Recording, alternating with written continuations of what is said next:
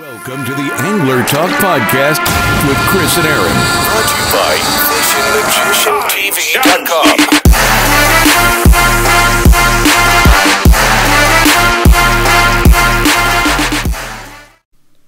Yo, what is up, everybody? It's Chris back again with another weekly episode of Angler Talk. And man, do I have a good one for you this week.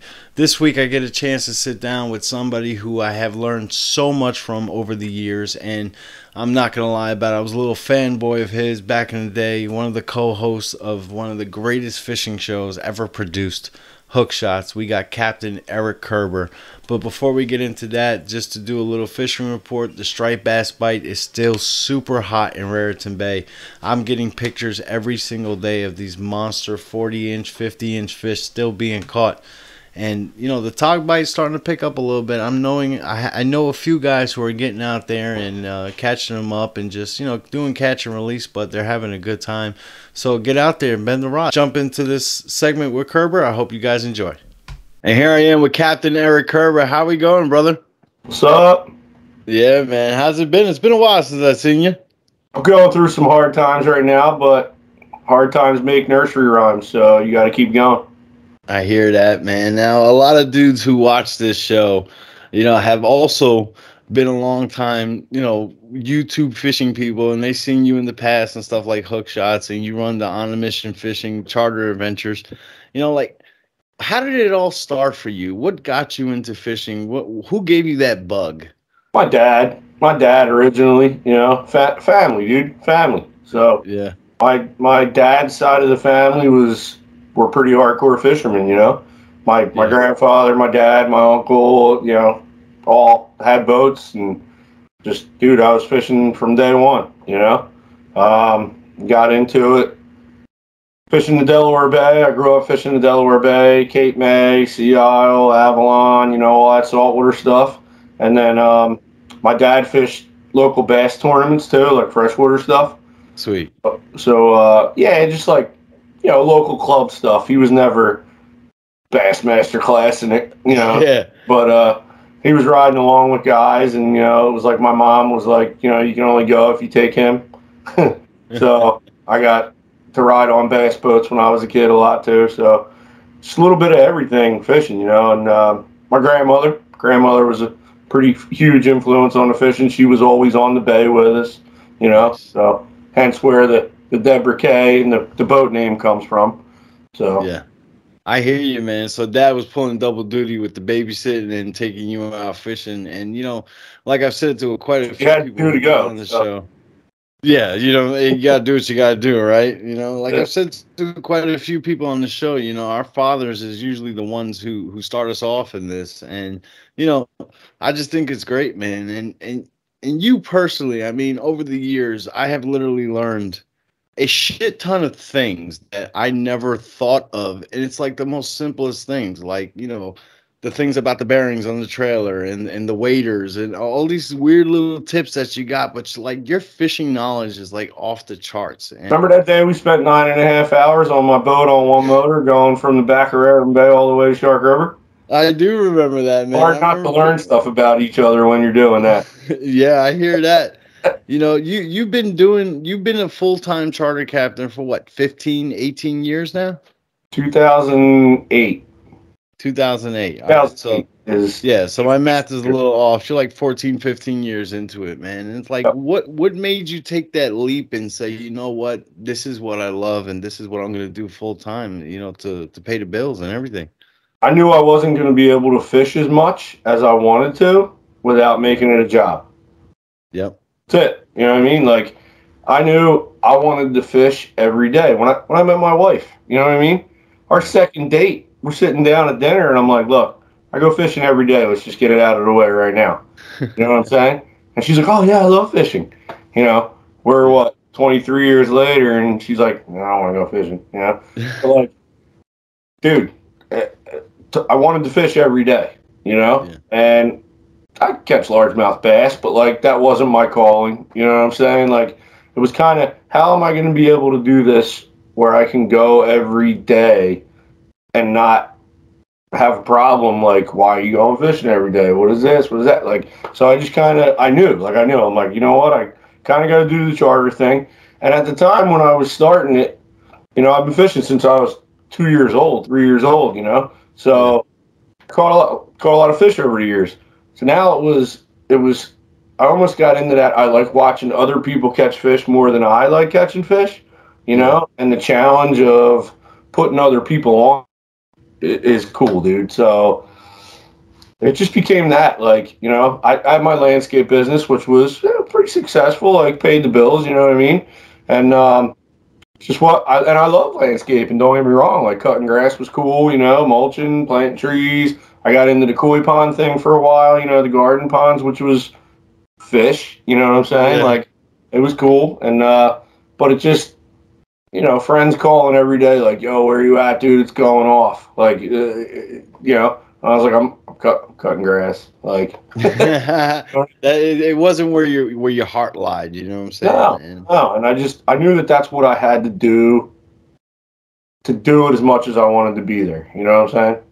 Yeah, I totally understand that. And, listening to Cut and Retie a couple weeks ago with Joe Cermelli, you were on there, and I heard something I never knew about you. You used to do guiding off of the surf. Yeah. I did a lot of surf guiding in the beginning of my guiding career, if you want to call it. Did a lot of surf guiding. The thing with surf guiding is once you teach a guy to surf, yeah, he knows to surf and he can go by himself. You know what I'm saying? Like, you don't need a boat. So once you teach somebody how to read the beach, find the cuts, how to do it, that was a lot of one-time things. You know what I mean? And then that customer would call you like a week later, dude, I'm going, you want to go? Like, which was cool because, like, I made a lot of friends doing the surf guide thing. Yeah. But it's not, I don't think it's a repetitive, lucrative business. You know what I mean? Yeah, I totally get that. I mean, a lot of guys just need to learn that knowledge, and if they're smart enough to actually pay attention to you, like I'm assuming most guys did, they really, it was just that one and done kind of thing. Yeah. But it was fun, man. Like, it was a good time back in the, late 90s, mid 2000s is when I did a lot of surf guiding, and that was before beach replenishment. Yeah. For Jersey, when we had an insane, really good surf bite where you could go throw pencil poppers and big wood plugs every day, 20, 30 pounders. You know what I mean? Like, it was good. And then beach replenishment happened in Long Branch and Deal and all that area and just ruined that whole thing, dude. Like, bass wouldn't come in anymore in the afternoon. So you had to have I miss fishing. I miss surf fishing a lot, dude. Yeah, I mean, the surf fishing never really was a big thing for me because, back in the days, I used to be a very, very big boy. I'm still a little chunky, but, I'm nowhere near what I used to be. And, just when you're a big guy, walking on sand just really, really sucks. You're doing more sinking than you are walking, so surf fishing wasn't really the biggest thing for me. And I love being on the boat. I'm a chunky guy, I'd say. Like, you know what I mean? Yeah, and walking on sand ain't for me either. Yeah, I'm gonna be serious, dude. But for guys like me, the size that I was, we look at people like you and we're just like, you're not chunky, bro. You're small. Stop it. Dude, I couldn't run out of this kitchen without. I'd be having a hard time breathing right now. I'm so out of shape, Yeah, I hear you, man. But one of the tips that I learned from you, and this. It actually really, really works. Like when you're going offshore, especially on a boat that doesn't have a head, that trick with the alarm clock at like 3 o'clock in the morning, and just if it's hot outside, you leave the AC and go into the hot weather and drink a glass of water.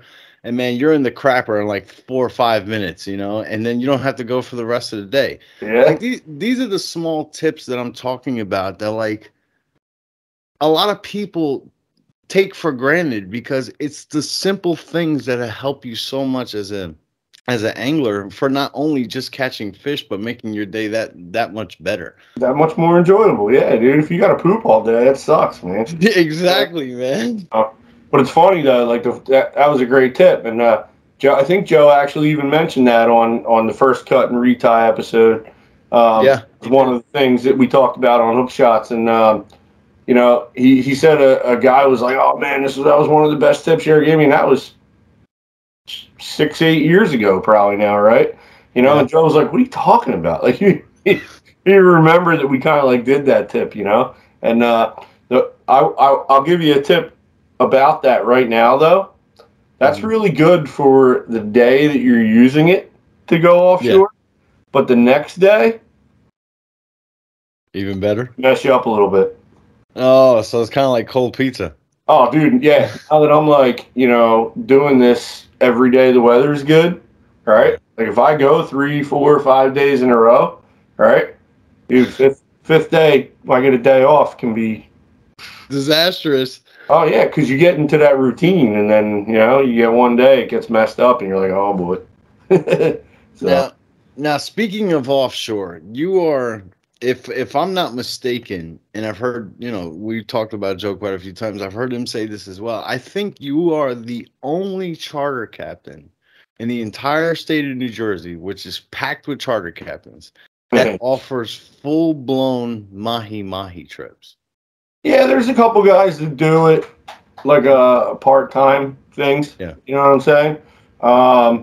Like, but as a dedicated, you're booking a trip to target mahi dolphin, by you know super light tackle pod hopping. Yeah, I might be the only one. Like I know Freddie Gamboa. I'm sure you know Freddie. Yes. Answers to it. That's cool.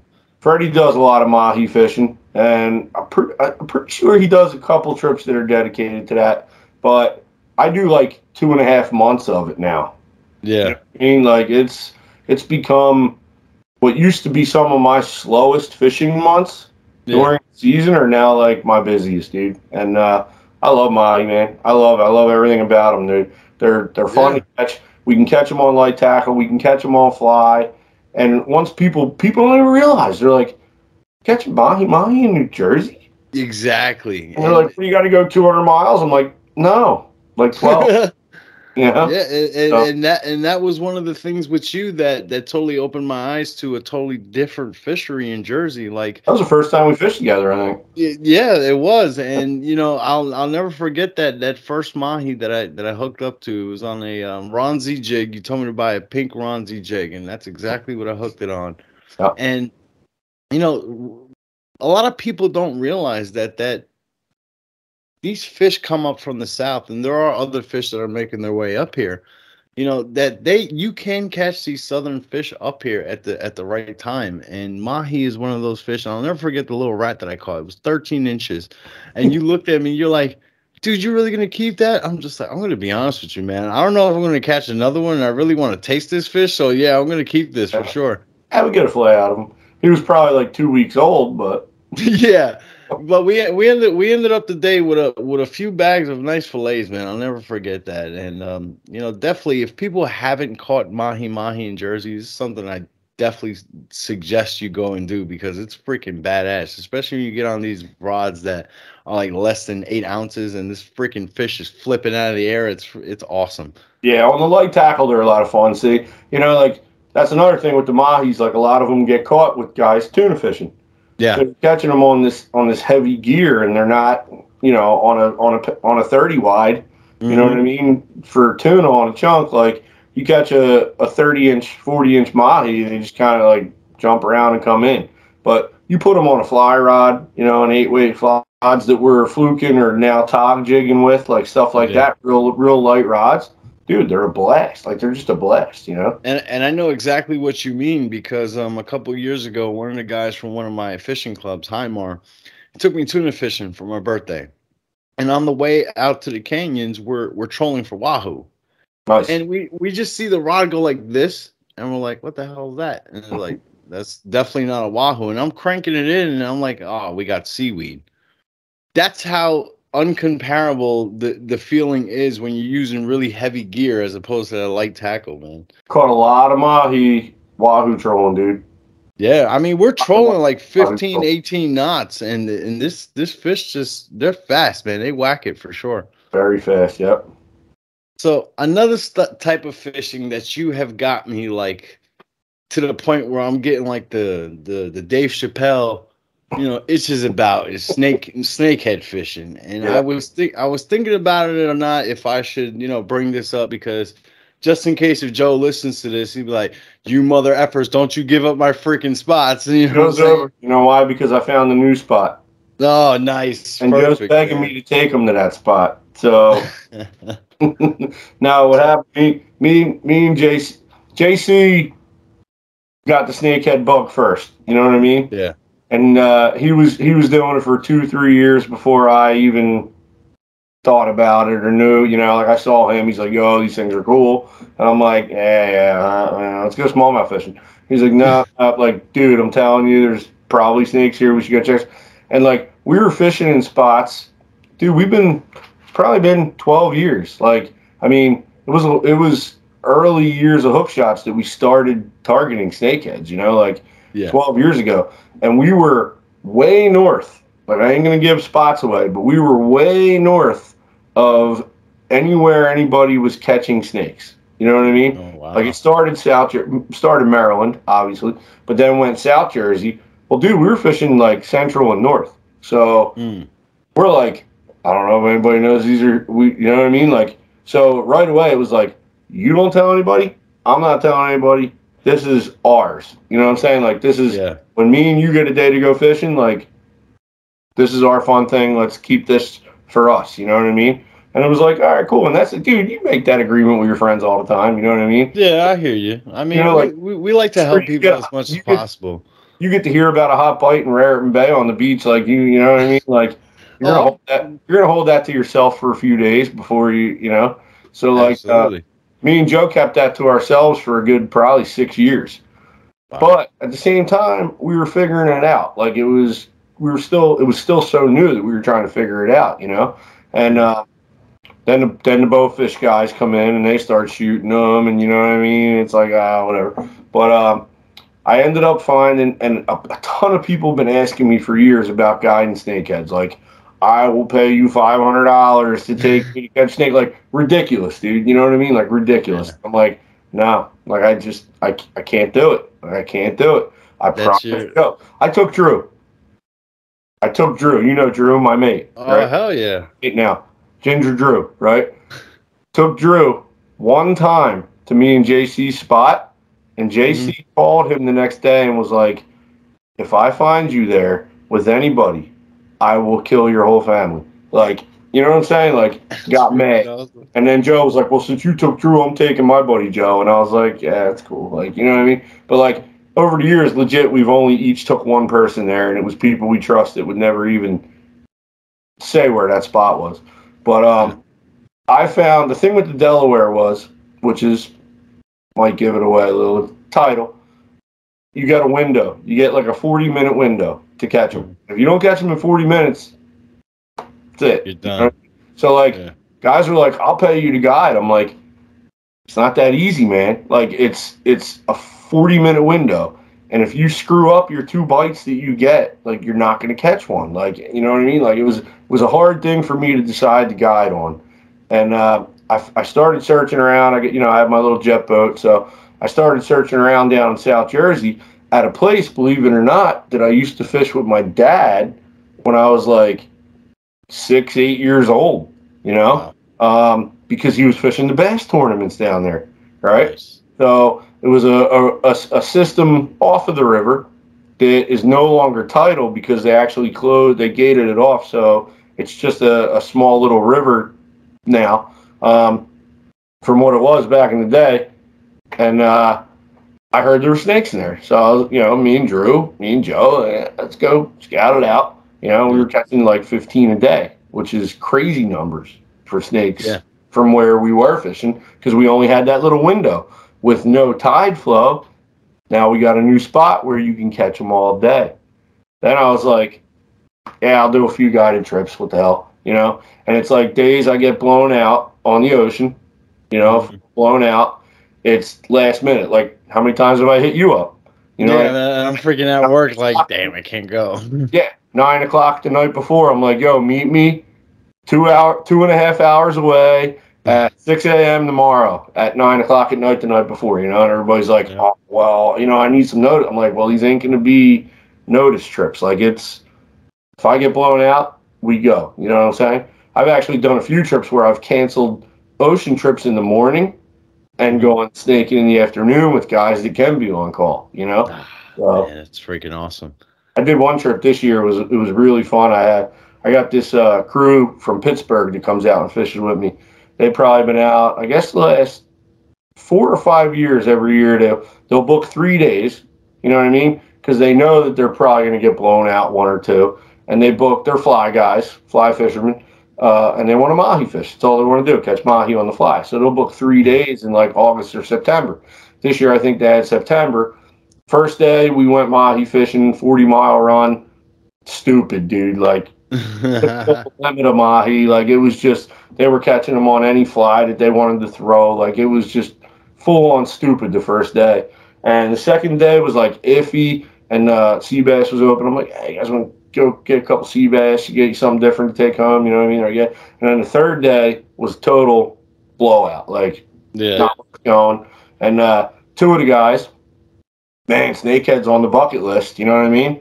And I'm like, let's do it. So I ended up taking them down and catching both of them a couple snakes, man, and it was really cool. It was really cool. So they're like, oh, we need to keep these alive and bring them home to Pittsburgh. I'm like, that is bleed it out, dude. That's federally, you were going to jail for a long time, dude. Like, it's you know what I'm saying? You bring that up, and it's kind of like unfair to that fish because, for years they have been probably one of the most hated species in like entire North America. And, it's not their fault. Somebody put them in there. It's not like they said, oh, let's come over from China and just jump in a pond. No. But there's no proven science, and the people you see completely bashing these fish the most are the bass guys.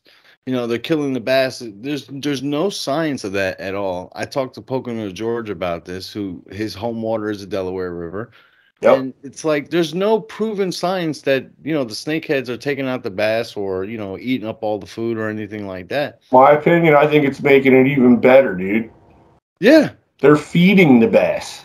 You know what I'm saying? The amount of snakehead fry that they have, like, the bass are eating more of the snakehead fry than the snakeheads are eating largemouth fry. I guarantee. Dude, I've killed a lot of snakeheads. Killed a lot of snakeheads in the last 12 years. Mm-hmm. Never have I seen a largemouth or a smallmouth bass or a sunfish or a crappie or any of that in them. I've seen killies. Mm-hmm. Minnows, yeah. And the spot that we're fishing now, Mad Toms. They are they're like a little catfish. Okay. They're actually a catfish family, but they only grow 6 inches or whatever. They don't get real big. So those are the only 2 fish I've ever seen in a snakehead. Nice. Best thing I've ever seen in a snakehead, last year I killed a little one, maybe like 16, 17 incher. All right. He was loaded with lantern flies. His whole stomach was full of these lantern flies that we have now. Perfect. Like, yo, how ironic is that? Like, yeah, they come over from China too. An invasive eating an invasive, like, okay. Yeah. Cool. I mean, those are one of those fish, and you really intrigued me one time. You said to me, you're like, what is your favorite fish to eat? And I told you my 2 top favorite fish to eat are ling and blackfish. And you said you eat a snake, you'll never choose ling or blackfish over snake. Now, that's kind of like, I'm going to be honest with you, and not to sound bougie or arrogant in a way, but I don't eat freshwater fish. There's something about, knowing that a fish is in not moving water that kind of turns me off about it. I don't know what it is. For me, like people say, oh, you eat stripers out of the Hudson. Well, yeah, because stripers migrate with and out with the current. When it's a fish that is in like a lake or a pond, I'm completely turned off. I don't want to eat it. But like this, if I catch a snake, you better believe I'm going to cook that mother. You know what I'm saying? From what you told me. Would not let you if you're with me, dude. Like, they might, I mean, I like tile fish. I'm a tile fish guy. I love eating tile fish. I like tile. Tile's good, And, but I've been up there to say that snakeheads are probably one of my favorite fish to eat. And The only other fish I eat out of freshwater, like I'll eat crappie every now and then, like once a year, early ice out when the water's real cold, you know. I'll catch like 10 crappie and I'll do a little fish fry with some crappie, and I like them. But dude, snakeheads, you can't compare them to a freshwater fish. They more have that grouper, like snapper, you know what I mean? Like they're not, you can't even compare it. It's not like any freshwater fish you're gonna eat, dude. They don't have a single bit of fishy taste to them at all. Like I killed one time. I made nuggets. You know, my wife Melissa came home from work. I had the nuggets sitting out on a plate, like just fried them up. She's dipping them, eating them. You know, she's like, "Oh yeah, this is good. Yeah, this is good sea bass." I'm like, No, it's not too bad. "Let me tell you what that really is." You know what I mean? Like, dude. She eats snakehead all the time. Like almost every time I bring a snakehead home, she'll sit and eat some of the nuggets. Like they're delicious. That's why they're here. That's how they ended up here. They were brought here, put in the pond in Maryland by a guy who just wanted to eat them. And catastrophe happened, and they're everywhere now. But that's freaking awesome, though, man. This is something that is definitely. I gotta say, you know, talking to you for I don't know, over a year already. You know, we've been talking about snakes, and it's climbed into that top 5 bucket list for me. You know, that's definitely something I want to try, man. And you gotta get out with me, man. You gotta get out with me, especially this new spot I got. It's like going to the Amazon, bro. It's just awesome. Like it's just a big swamp river. Like it's everybody I've taken so far is like this does not feel like everybody's like, where's that gators? You know what I'm saying? Like you think you're just gonna come out of nowhere down here, like, you know, even when we make these last minute calls, you know what I mean?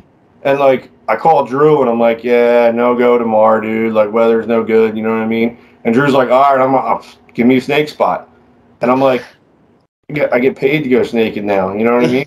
And he's like, I didn't say I'll pay, like I'll pay, you know, and he's like, every day we've had, dude, he went with me like 6 times this year, you know? And I'm like, you gotta pay. He's like, all right, you know? And even like my father-in-law was like, you're making your mate pay?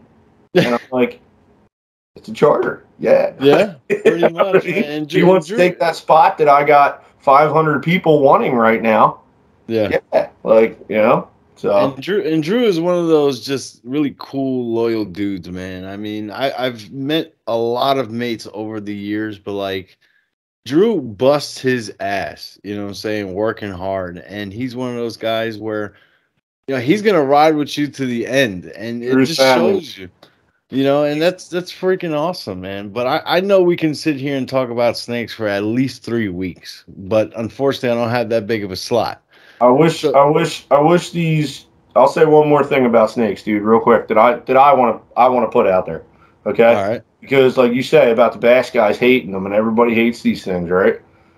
Since I started fishing this new spot, and I'm not going to put it out there on podcast, you know, I'll tell you on recording, but this spot that I've been fishing is a huge largemouth bass fishery. They have tournaments there. You know what I mean? Like that's how I started fishing. It was with tournaments with my dad, you know, when I was 8. So it's a huge bass fishery. You got every sparkly boat guy there is known to man in Jersey that fishes a spot for largemouth bass, and it's good, right? Yeah. Every time I've done a snake charter there, we get back to the ramp, the boat ramp, right? Because we're trailering the little jet boat. So we get back to the ramp, and there's like 4 to 6 dead snakeheads in the grass. Wow. Like in the parking lot, dude.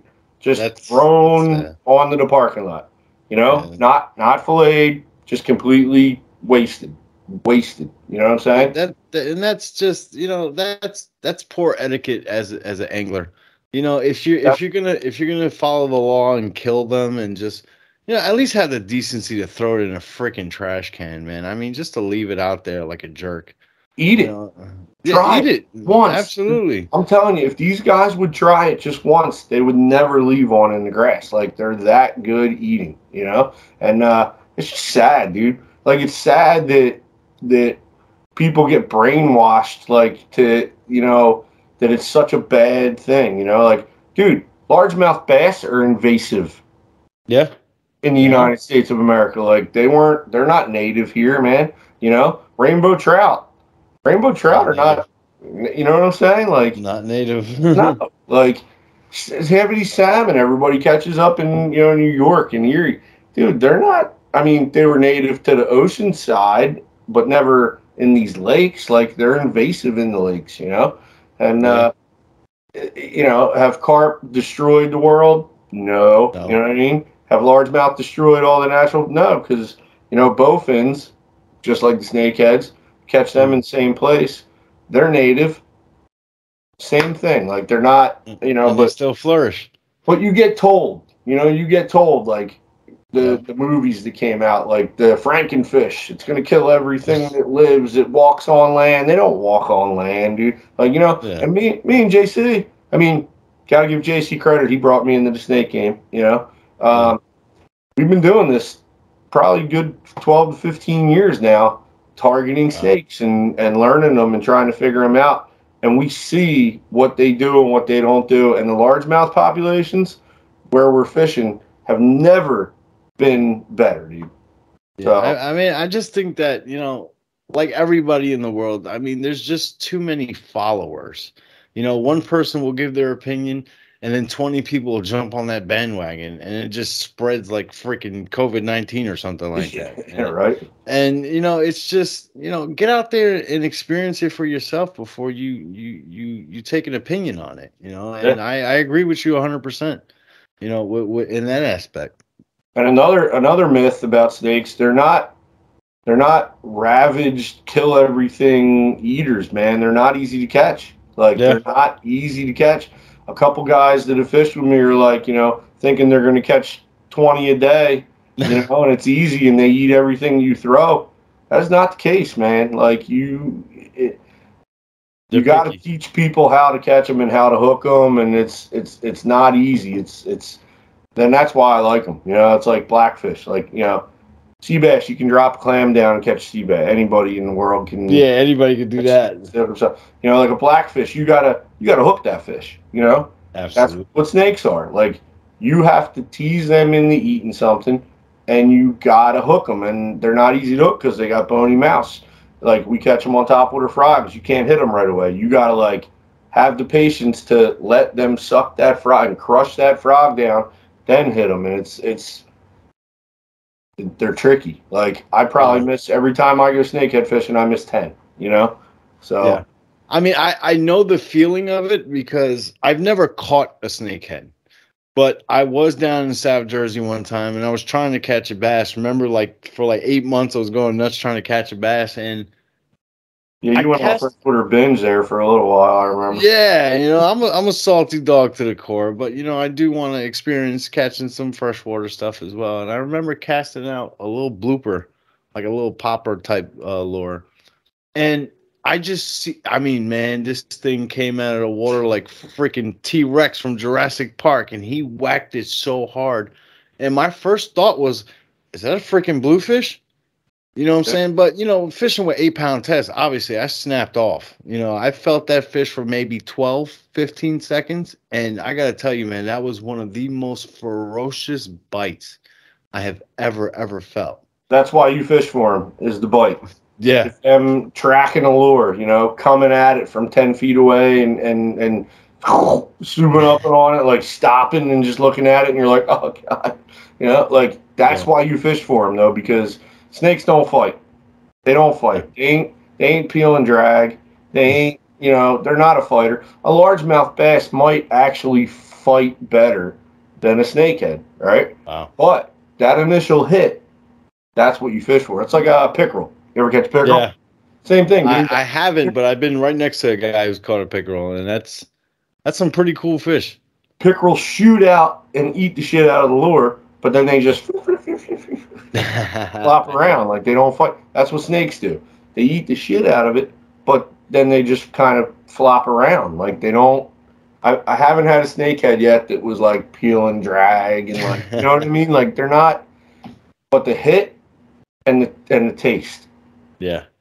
One That's definitely something we're gonna do together, and I boy, I can't wait. Man, I I've got become a an snake itch. junkie for sure. Yeah, and it's something that I've seen that it's like Blackfish. Blackfish is spreading more and more now, but back in the day, Blackfish was what is I guess you can call it like a cult following type thing. There Yeah. was only like a specific like group of people that was like, "What are you going fishing for in 7-degree weather?" Oh, we're going for tog. And it seems like snakehead is the same thing as blackfish. It's one of those things that when it grabs you, and there's no going back after that. The good thing about snakeheads, though, they're way faster growing. Yeah. So you're not going to kill them all. You know what I mean? Like blackfish. Blackfish getting popular is going to hurt the blackfish population. Oh, absolutely. Because they're such a slow growing fish that I've seen it already. After I've been blackfishing 20 years, whatever. I've seen it already. Where it's in our area starting to get beat up, man, just because they're such a slow growing fish. They say a keeper blackfish, 15 inches, is 7 years old. Yeah, I mean, from what I've heard, it's something like they grow a half inch or maybe 3/4 of an inch like every 2 years or something like that. Yeah, it's Like crazy. that's a slow grower, but I mean, the taste it's up there. I mean, look at what they're eating: crabs, shrimp, mussels. I mean, it's a reflection of their diet, and they just taste absolutely amazing. We've talked a lot about covering fish and stuff like that, but like, I want to show these people like kind of like the inside life of being a captain. Like what is your like? How does your day start? What time you waking up? With the preparations, everything that goes into doing a great charter, which you do provide, because I've personally been on it, so I know the work that you put in. So, what is your day like? Legit weeks and days before, dude. Yeah. I'm sure you've seen like on my social media. Me and Drew were in, I call it the dungeon. This is my in-laws basement where I keep all my stuff, like all my tackle and everything. And me and Drew were in the dungeon all winter, rigging stuff, tying rigs, organizing tackle just to be ready for the whole season, like tuna fishing, dude. You got to have every spreader bar, you got to have every color, you got to have, so much stuff, dude, that you just want it to be ready, And this year, we legit spent like most of February and March in the dungeon getting all the tackle ready, putting new shads on mojos to troll stripers, you know what I mean?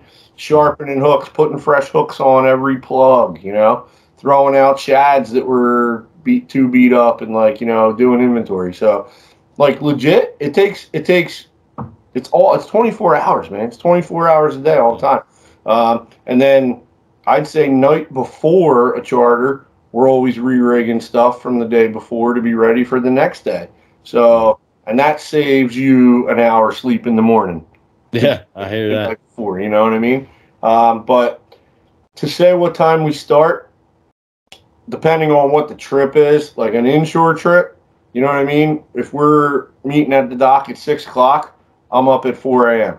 You know what I mean? Gotcha. I have a half-hour ride to the boat. So I had a half-hour ride to the boat. I got 15 minutes to wait for my sandwich at Wawa if it's not insane crowded on a weekend. You know what I mean? Like, then we got to ice up. We got to get the boat fired up. We got to get stuff out, rods out, and, just make sure we're ready for everything. If you're going to stop at the tackle shop, like it's 2 hours in the morning before customers even get to the boat that you're there. So it's all the prep that people don't see that you put in to make sure that their experience that day with you on the water is something that they're not going to forget. And so a lot of people don't notice it, but for the few of us that do, it's definitely something we appreciate a lot. And you've been in this business for like we said, like 15 years almost, and you've been doing a hell of a job. And I know the body is beaten up, the shoulders screwed up, and a lot of things. both of them. Yeah, I mean, Fluid in my knee right now, dude. What was that? So you should see the fluid in my right knee right now. Oh, jeez. Yeah.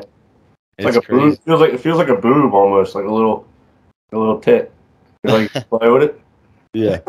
I do have to get it drained out though. Yeah, But I mean, you take a beating, dude. No matter what boat you're on, and just the hours, and you're constantly getting bounced around all day. It's a lot of people try to do this, and might last 5-6 years, and peter out. It's not easy. It's not easy at all. You gotta really, really love being out there every day, you know. So we have a lot of mutual friends, obviously, you know. Yeah. Full-time guys, been doing it for 20 years, and Yep. they're all beat up, you know. Yeah. We all go out and have a beer. It's like, yeah, this hurts and that hurts, and you know, but we wouldn't have it any other way. Like, you know, it's the only place. I'm not gonna do nothing else. Like, there ain't, you know, like my boat just went down. You know, I lost the motor on the DK. My was a great tough white. thing. You know, and it's like we were putting my little boat in. You know what I mean? So that's what I'm running right now is my 22-foot center console, just to get me through a lot of these charters until I get my new boat, which got something in the works. Uh-oh. So, still got to go through all the BS of boat buying, which people think would be fun. It's not. It's worse than buying a house, you know. Surveys and sea trials, and it's just, you know, you could drive 5 hours because you've seen a pretty boat that's online with beautiful pictures. You know, like me and Captain Tom. You know Captain Tom. You fish with Captain Tom. I do, yes. Here, my other captain that runs with me. He's looking for a boat right now too. We're both buying boats. Like, it sucks. Yeah, his boat sank, man. That's a kick in the chops. That was a pretty sad day all around. But and that was a great boat. But like, me and him are both boat shopping right now. So like, if he sees one, he's like, "Yo, you want to go check it out with me?" Like, so we're both kind of going looking at boats right now. And he saw one up in Connecticut he liked. So I got blown out one day. I still had the DK. It was a couple weeks ago. We drove 5.5 hours to go look at this boat in Connecticut. We were there for 15 minutes, and we're like, nah, not worth it. No, something's not right here. You know what I mean? Like, why is the whole side of this boat spider cracked, and there's, you know, a gap, an 1/8-inch thick down the side? Like, those Instagram filters do wonders. Oh, it's amazing, dude. So that's the part of boat buying that sucks. Like, we drove 11 hours that day to look at this boat for 20 minutes, and we're out of there. You know, like, that's just part of the stuff you go through buying boats. But I got one in the works here. But it was funny because we were putting my little boat in. My father-in-law, man, I can't thank him enough. You know what I mean? He's retired now, so he's more bored than anything. So, you know, if I do need a hand, he's like, "Yep, I got you. I'll be there." You know? Yeah, let's go. Let's get it done. Yeah, and you give my father-in-law credit that the one day on the little boat the starter went. You know, and I'm like, you know, I felt beat down. I'm like, this is 2 motors in less than a month. You know, like, now my backup boat ain't working. Like, it's just beating after beating. I had to cancel my trip that morning because of it. You know what I mean? It was 5 o'clock in the morning. I was at the boat. It was still dark. I'm like, I'm not looking at this right now. I'm going home. Screw it. You know what I mean? Like, I can get home in time to still drop my daughter off at school today. Like, I'm going home. I didn't even want to deal with it, dude. I'm like, I'm just, like, these are some of the hardships of running charter business, dude.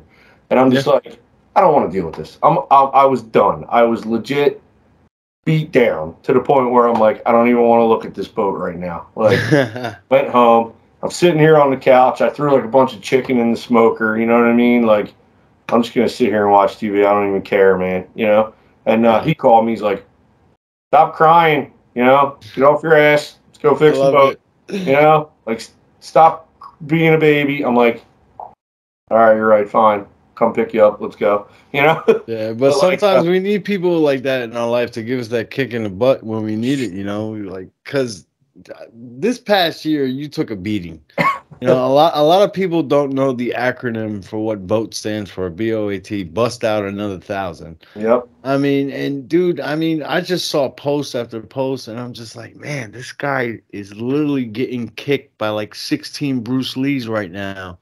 And it's just like, you feel bad and you want to help, but it's just like, that comes with the territory of this business.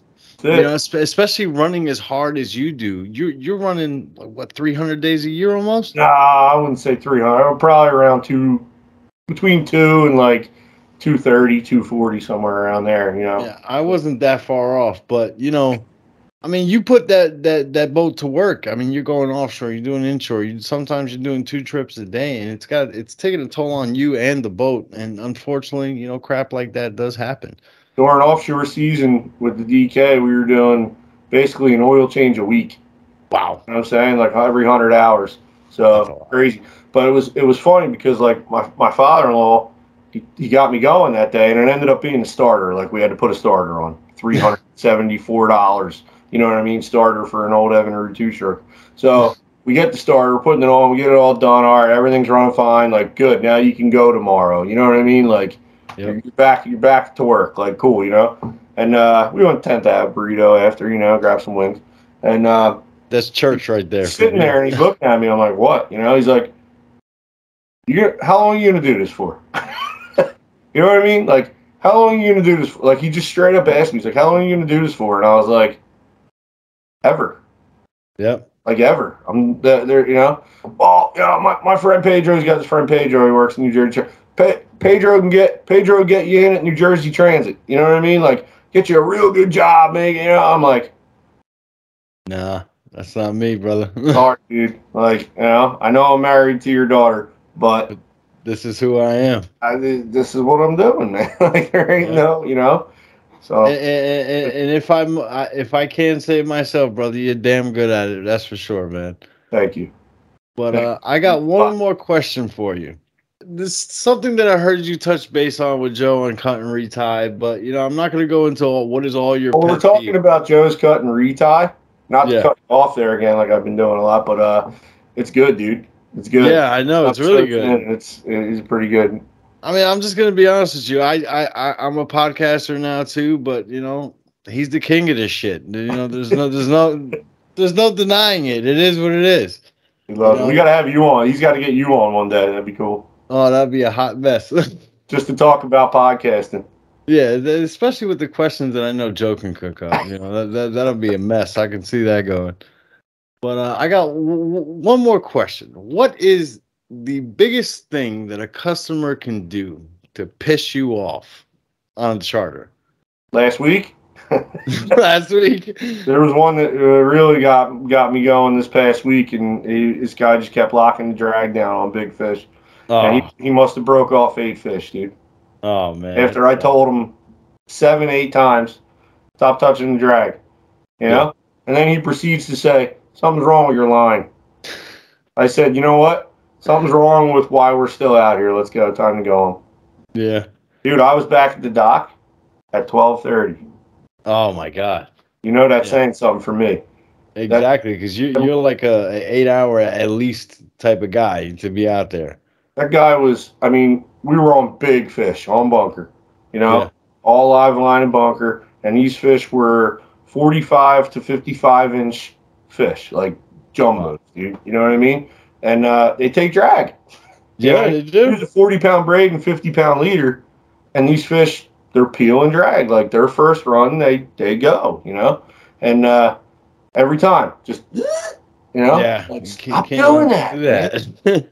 So last week, that was the one that really got me. And then I want you to catch fish more than you want to catch the fish.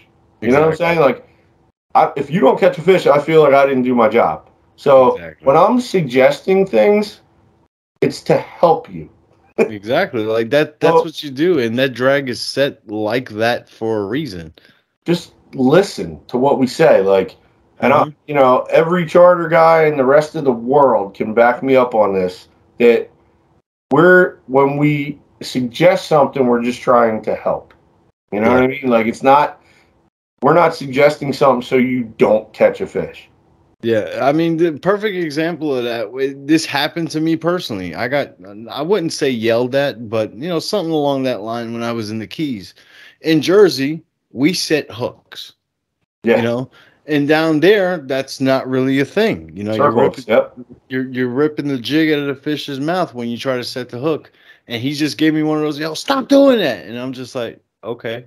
And like 5 minutes later, he's like, I'm sorry for yelling at you. I'm like, it's not that you keep telling me what to do, and I keep going against what you're saying, and I'm not catching a fish for that, for that reason. So you got to stop everything you think Yep. and just do what the guy who's doing it 2 times a day, every day, all year long is telling you what to do.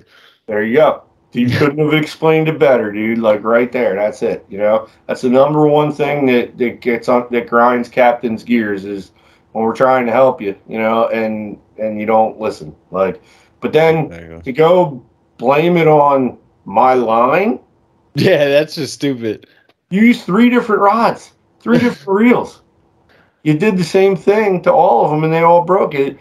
It's not my line, dude. Exactly. It's not the gear, bro. That's user error right there. Yeah. So that's one of them. That's one of them that'll really get you, man. Like in a nutshell, you know. There's other stupid knick-knack stuff like I talked about on cut and retie. You know, like the weather thing. We don't know weather a month ahead of time. You know what I'm saying? Like. Yeah, I hear you, man. But I do see that we are running out of time. But for anybody who wants to check you out and maybe book a charter, what's the website, the phone number, social media they can meet you at? omfishing.com. Okay. So on a mission fishing business. omfishing.com is the website, which, you know, will be updated with once new boats and everything come along. But omfishing.com, and then, you know, Facebook, On a Mission Fishing on Facebook, On a Mission Fishing on Instagram. You know, we're all there. Usually the Facebook stuff and the Instagram is what gets, you know, updated daily with the daily reports and the daily pictures and all that stuff. You know, so you can see what we're doing every day there. And then the website's just general information. That's another one with customers, you know. Look at websites before you call. Yeah. Like you can get everything you need to know right there. Exactly. Well, guys, take advantage of this. The links will be in the description down below. Check out Captain Eric Kerber, and thank you so much, brother, for taking out some time of your super busy schedule to come here and shoot the breeze with me. I appreciate it, man. Always a good time, and always good to hang with you, and it's fun, dude. All right, brother. Thank you. Have a good night. That was great for me to sit down with Kerbs, and you know, this guy, he's put in a lot of work over the years, not only knowing where to go to catch these fish, but knowing what they're chewing on, when they're chewing on it, what structure, you know, everything that you can possibly need to know on a charter, he's dialed in for sure. You know, Kerbs is a very hardworking guy, and, you know, I wish him the absolute best, and I can't wait for these trips that I'm going to be booking with him in 2023. And the dude's going to put you on some meat. No matter what it is, I guarantee you that he is going to show you a blast on the water, or my name is not Chris nor the Magician. So, guys, get out there. Check out the links down below for Kerbs. Get out there, bend the rod, and I'm out. Tight lines.